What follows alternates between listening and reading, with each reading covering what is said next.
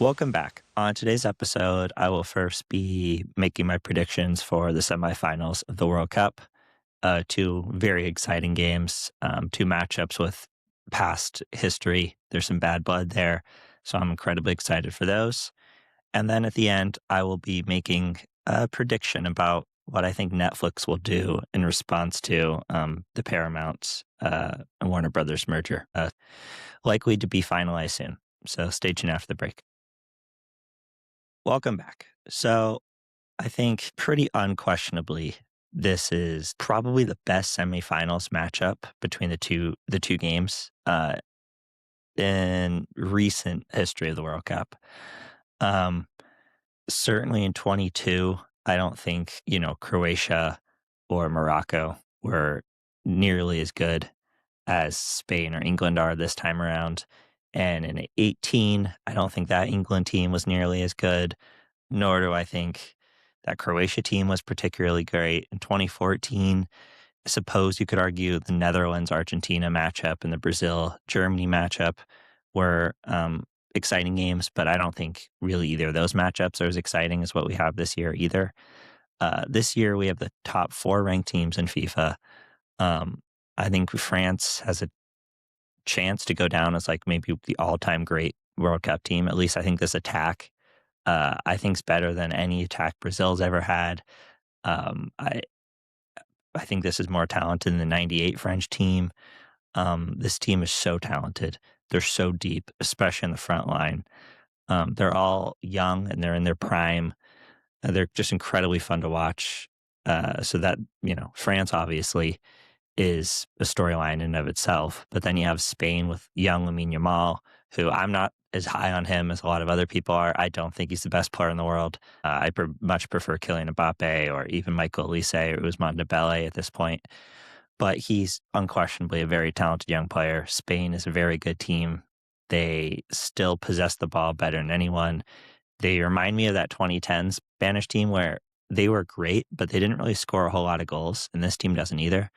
They hold on to the ball for a lot. They speed up once they get into the final third, and then they're able to slip one or two past you, and they win. So they have their style of play, and it's very successful. It's a style of play that has beaten this French team before. Now, I don't think France, especially the last year in the Nations League, I don't think France really cared to be there. I don't think they're very motivated. So I wouldn't really look at that game as a clear indication of what's going to happen in this game. But I do think 2 years ago in the Euros, French team wasn't nearly as good as they are, or the past French team in 24 when they lost to Spain in the Euros isn't nearly as talented as the team they have right now. There was no Michael Olise. Ousmane Dembele is playing at a whole different level. Bradley Barcola and Desiree Doué, they've come up. They've been phenomenal. In midfield, Manu Kone has really been a revelation. Upamecano and William Saliba are playing at an extremely high level. Mike Mignon's been better in goal. I think this is a far better French team with a lot more depth than they were in 24. But the Spanish team showed a recipe to win that game where you just not let France have the ball. France is reluctant to press you. And if you take care of the ball and you don't let France get out in the counter, you can eventually wear them down, score one or two, and that could be enough because France thrives when they're able to get out in transition. And if you limit those opportunities, they have struggled at times. Now, I think this French team is different. I don't think it'll work. I think France honestly is going to score like 3+ goals tomorrow. I would be shocked if Spain's able to successfully hold them down. But we'll see. That's going to be a really exciting matchup. And then on the England-Argentina game, England, obviously, every World Cup they go into, it's a massive story. It seemingly never comes home, but they believe it will. It's been 60 years, and I don't think they're going to win this World Cup, but this is as good of a chance as they've had in a long time. You're playing an old Argentina side that I do not think's been impressive. I think would have lost to Switzerland if that shocking red card decision was not made. They look incredibly vulnerable on the counterattack. They're old, they're slow. I think you can beat their back line. In attack, they leave a lot to be desired. They're pretty reliant on Messi, brilliance, and Julian Alvarez long shots. As a Madrid fan, I see, He scored a couple of those against Real Madrid last season over the past couple of years, which are incredibly frustrating. But that's really all they have. They have his long shots and Messi's brilliance, but they haven't really played anyone with a lot of quality going forward. They haven't played very physical, athletic teams. They certainly have not played an athletic team with any quality. And England has both. With what Jude Bellingham's doing right now, I think he's by far England's best player. I know Harry Kane's great, but Jude Bellingham's a world class. He's phenomenal. He's such a talented player. Hopefully, he carries his form on in the club season. But he's just been a sensation. I do not think this was a great squad Thomas Tuchel brought. So I still think those limitations I thought they were going to have before the tournament are still, bearing their ugly head here. But they've been able to make up and cover up some of those, lack of. They still have holes, but Bellingham and Kane are able to cover up for a lot of those problems with just situational brilliance. And I imagine Argentina will be able to take advantage of some of England's flaws again, but I, I think they're going to struggle to score in England. I think England their back line's not great. I do not love their center back pairing. The right back situation's a disaster. I guess Ezri Konsa is going to have to play there again. At least he's basically a third center back. So that's a positive. If you're just going to basically play a back three at times and hope you can just defend at a really high level. I thought Nico O'Reilly did a really good job, really on both ends of the field in the last game at left back. So I do like your left back. I don't love the center back pairing. And Ezri Konsa, I guess, at the very minimum, is going to give you basically a third center back on the field. So defensively, I think playing him at right back is probably better in their best solution, and then just relying on your forwards to score. And we'll see what midfielders they play again in this game. But I just don't think Argentina is going to be able to really score that many goals in this game. I think England is physically superior. I think they're fresher. And I just have a bad feeling about this Argentina team. I don't think they're very good. They've shown so many weaknesses that I just cannot, outside of just the aura of Messi in Argentina, and specifically this matchup of England falling short in pretty heartbreaking fashion historically against Argentina, that's the only way I could talk myself into thinking Argentina is going to win this game. And that's despite all of England's flaws that they have themselves. But I think they're going to be able to control the midfield. I think with Rice, Anderson, Bellingham, they're going to be able to control the midfield. Harry Kane drops back far too much than I prefer. He needs to stay up higher on the final third, but he refuses to. He ends up playing right back half the time. But that will allow them to, I think, hold on to the ball more. I don't know.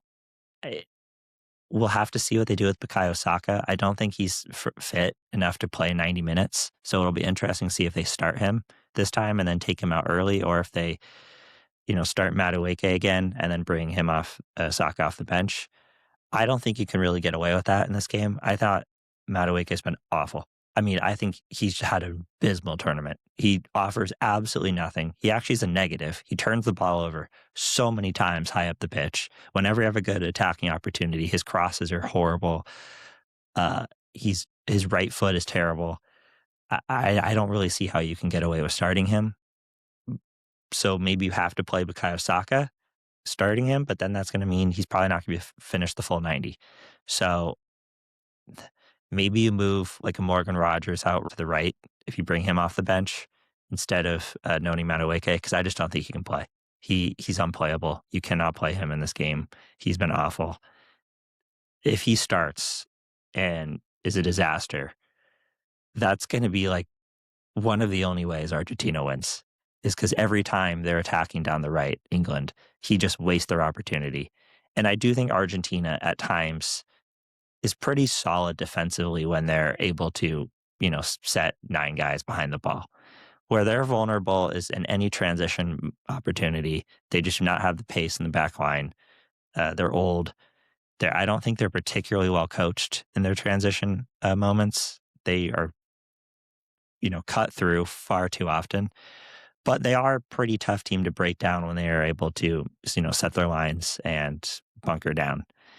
And I think Bukayo Saka he's not as quick, but I think his slower, more methodical approach at breaking down a defender, getting a good cross in, I think his link up play is better. I just think he's a better matchup against this Argentina side, specifically their back line, where I think you have to start him and then just hope you score some goals with him on the fit pitch, and then maybe you can take him off and you can bunker late. Maybe he's the sub for Dan Burn late in the game where you play 5 in the back. I don't know, but I think you have to put your best player on the field, or he's not your best player, but you have to put your best player at that position on the field early and play him for as much of the game as you can.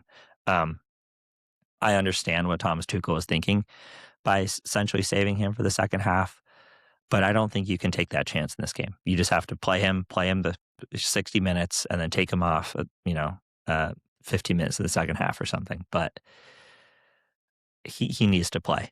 I thought Gordon has been better on the left for England. He struggled, I thought, early in the tournament, but he's been better.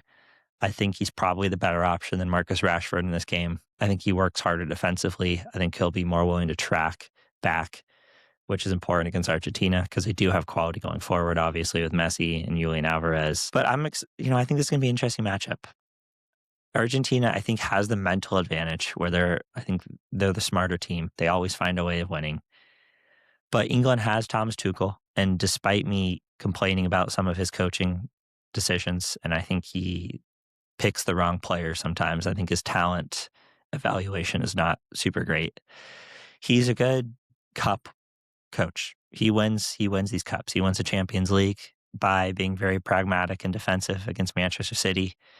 I think he's probably going to do the same thing here against Argentina. I think if this was 4 years ago and they still had Gareth Southgate, the coaching disadvantage would be just too great for England to overcome.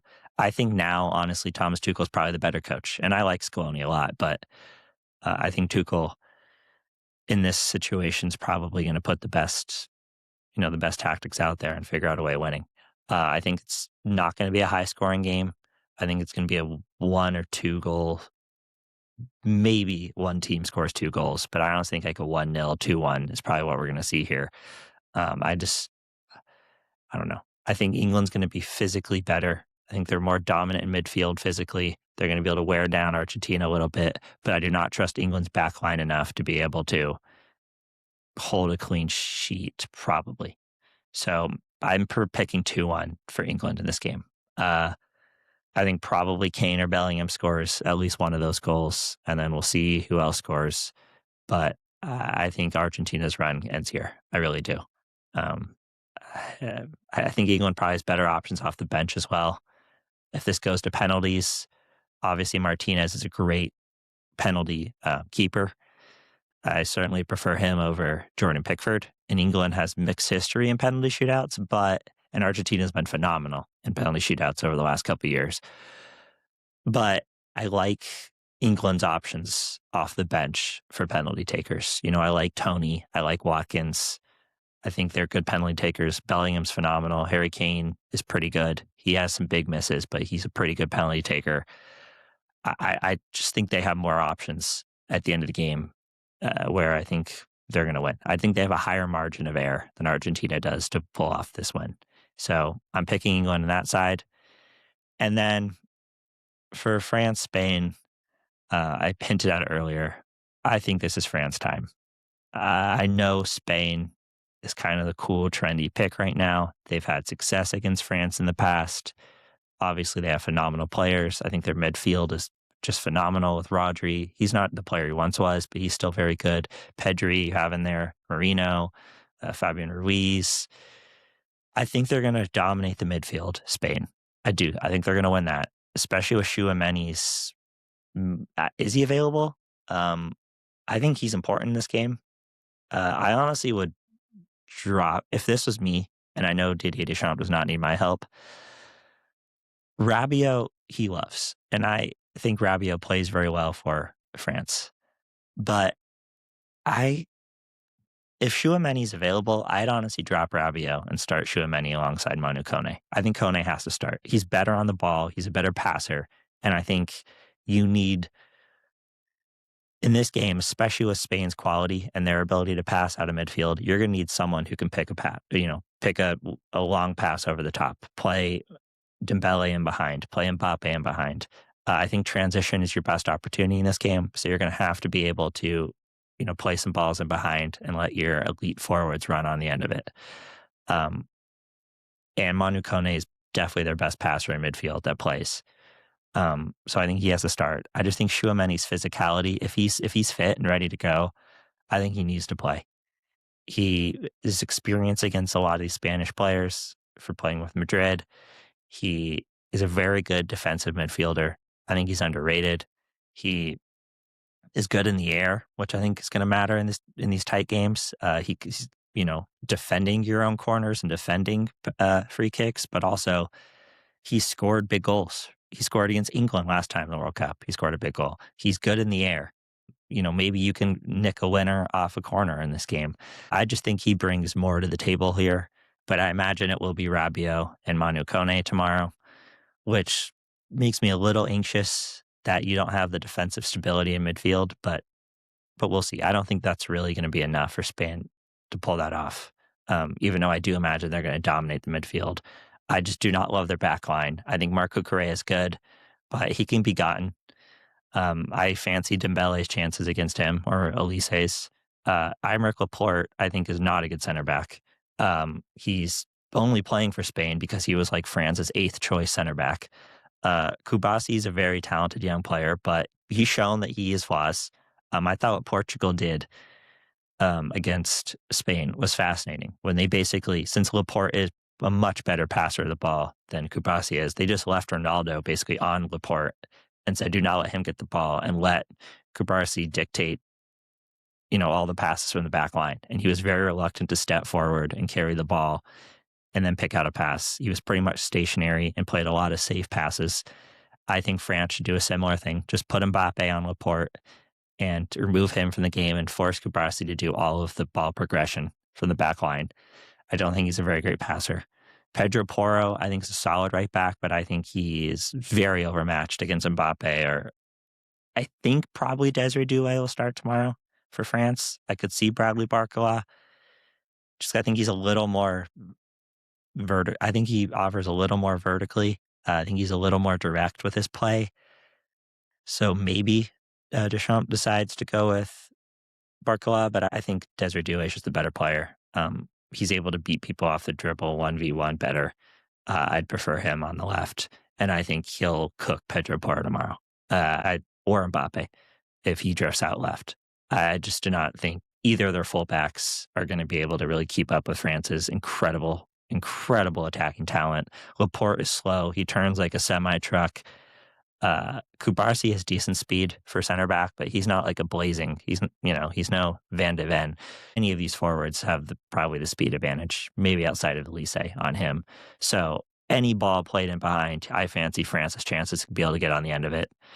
I'm not super high on France's fullbacks. Luca Dean's a solid player. He's pretty good defensively. I thought his crosses, especially in that Paraguay game, left a lot to be desired. And his matchup with Lamine Yamal is definitely France's scariest matchup that Spain's going to pose to them. I think he's a pretty solid defensive left back, but he's not the most athletic. Lamine Yamal, I fancy physically over Luca Dean, so I think they're going to have to be careful and try to pick their time to double Lamine Yamal on the right there, which I guess, honestly, going back to the Barcola versus Doué debate there of who to start, whichever one you think is going to do a better job tracking back and defending against Lamine Yamal is probably the player you go with there, because I do not think you can get away with moving one of your midfielders, whether that's Rabiot or Kone, onto the assignment of doubling Lamine Yamal, because one of Spain's best strategies is their midfielders arriving late at the top of the box. A lot of their shots come from there. Rodri's a great long-distance shooter. Fabian Ruiz is good. Marino can get on the end of one. Pedri. I do not think you can remove a player from midfield in order to go double Lamine Yamal, which is going to mean Barcola or Due is going to have to track back and help out Luka Dean on Lamine Yamal. And I think they will. I'm sure they'll be prepared for that. I think Dean will do an okay job on Yamal, especially because I don't think Yamal's been anywhere near his best. But I definitely think that's the one area where France has to be concerned. On the right side, I think Jules Koundé is a phenomenal defensive right back. I have no concerns there. I think he'll do a very good job, especially with Nico Williams not being 100%, him not being able to start for Spain. That removes a lot of threat from the Spanish attack. I think Upamecano's had just a phenomenal tournament. I'd put him in the FIFA World Cup best 11. I think he's been phenomenal. Physically, he's so strong. He's also so fast for his size. I think his passing's been pretty good. He's just been phenomenal. I think William Saliba, I'm always been high on him. I know he's not at his very best like he was probably 2 years ago, but I still think he's very good. He's quick. They play in high levels. They played against these players. I think they'll be ready. I like France's backline. Mike Mignon, he's not Hugo Lloris, I'd say, but he's solid. I think he's a good goalkeeper. I'd give him the edge over Unai Simon. He makes me a little worried. Sometimes he punches the ball into a bit of danger, but he also is capable of making some very good saves. And in penalty shootout, I think he's been pretty solid. I think he'll do well if the game goes there. So I like France's defense. I think they're pretty solid there. Spain, I think, is far more vulnerable. And then I just do not see how Spain's going to be able to keep out this French attack. Even if the first line, so to speak, doesn't work, they can then make several changes where they bring on Ryan Cherki, one of Due or Barcola, they still have Mateta. They just have so many players. Akliouche can come off. They still have Thuram. If this goes to penalty shootouts, France has a lot of players who have taken penalties before, a lot of really good penalty takers. You still have Conte, who hasn't seen a minute. He's a player who can come on late. I fancy his chances to be able to convert from the penalty spot. You have Mbappe, you have Dembele, you have Olise, Due, Chouameni. I think his penalties are pretty good. Teo Hernandez is a good penalty taker for a left back. You can bring him on. I just think France is such a deep team. They're so talented. I think this is their year. They have the right coach. This is his last opportunity to win with this team. They have a chance to go down as an all-time great. This would be their second World Cup in three World Cups. Arguably, you could argue they should have won the last time. And let's not forget, they were so injured going to that 22 World Cup. The team that played in that final was like an entirely different starting 11 than what they would have done if they were healthy. Pogba was injured. He was still very good. Benzema was coming off a Ballon d'Or season. He was phenomenal. He was injured. I'm forgetting people. I believe Conte had some injuries going into that. France had to bring on Kolo Muani, who, if he finished that, would have won the World Cup, 4 years ago. And they could be going for a three-peat right now. Kolo Muani is not sniffing the field for this French team. So their depth is so much better. And Spain has pretty solid depth as well, but it's not even in the same conversation. So I do think it'll be France and England in the final. For prediction for score, I think it'll probably be like 3-2 France. 3-2 is my guess. So for France, England in the final, that would be my prediction. That would be awesome. Obviously, there's a lot of history between those two nations.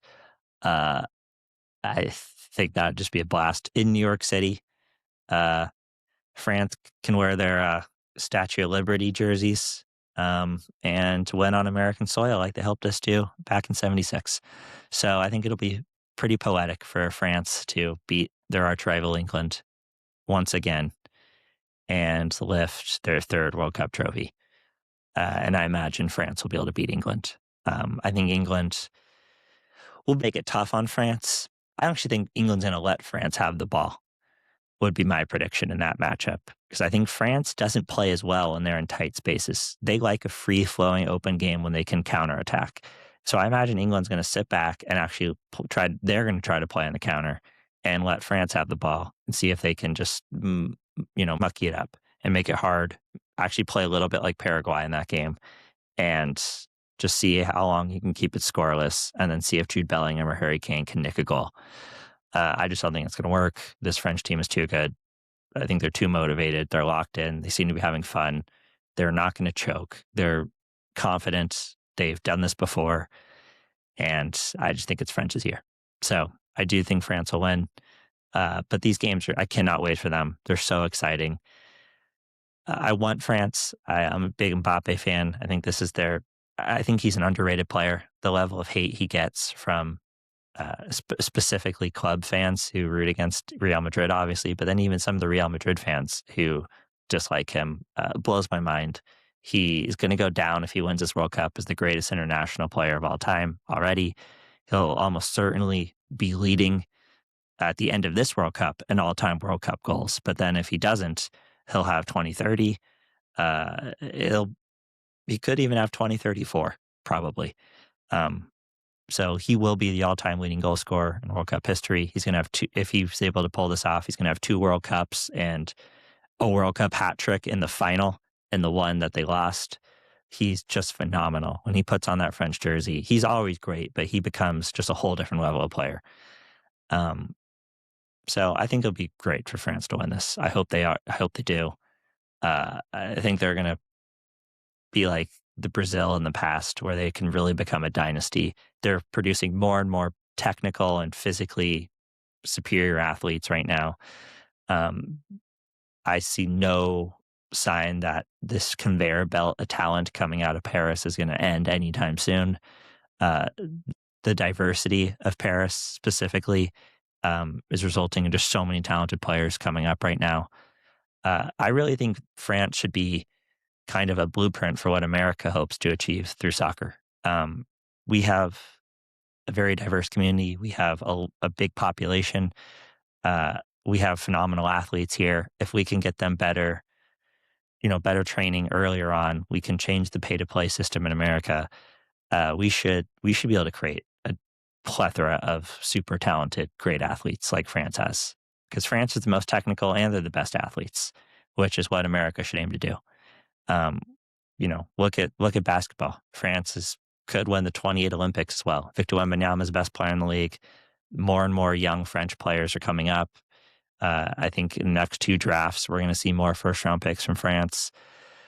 They're doing a very good job producing talent, and I think we need to learn something from that. But that's a conversation for a different day. But I'm just so excited. I cannot wait. I think this has been a great World Cup. I think these 4 teams probably are a fitting end to the World Cup. I think they probably deserve to be here. They're certainly the most compelling teams. They're probably also the 4 best teams. And yeah, I'm just super excited. I can't wait. But stay tuned after the break, and I will be discussing a little bit about what I think Netflix is going to do in response to this Paramount Warner Brothers merger going through.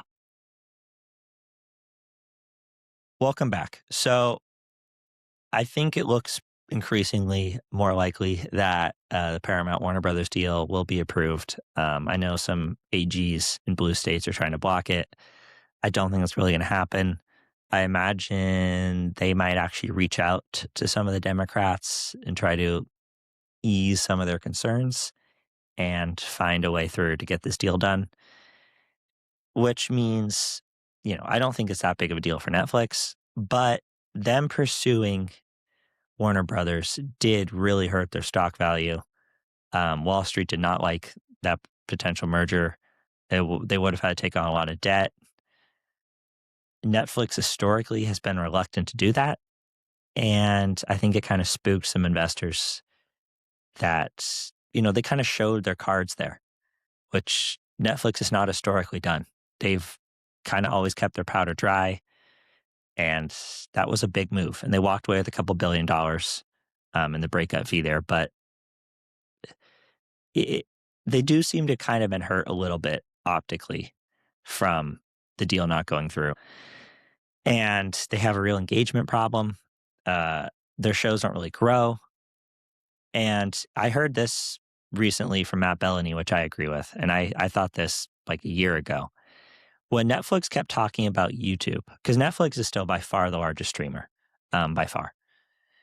But Netflix kept talking about YouTube as like their competitive. And I was like, they're not really. YouTube's highly reliant on free, cheap content that their users are making. They don't have to hand out contracts. They're not paying creators. It's just, me. I'm just posting stuff to YouTube. And that's incredibly valuable.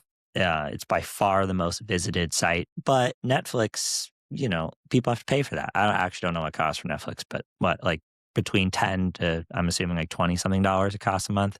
I think they have a lower version now. Uh, if you really want to compete with YouTube, you're going to have to create a free version of this. You're going to need people, when you wake up in the morning, you just open up the YouTube app for some people. I don't think anyone wakes up in the morning and opens up the Netflix app. You go to Netflix when you want to watch a show. People spend their life on YouTube. When you look up a cooking video, it's on YouTube. When you're looking at a clip from last night's, Jimmy Kimmel episode, you go to YouTube. Netflix has to have free content, I think, in order to really compete with YouTube. And I think that's why they're going to, by the end of the year, Matt Bellany made this prediction, and I agree with it.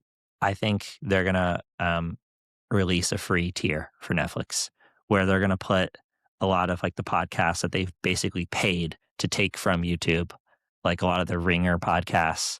I believe Pardon My Take is on Netflix. I believe some of the other Barstool podcasts are on Netflix. I just think it makes sense. You can take some of that content and then some of the past older TV shows that don't have a lot of great engagement on.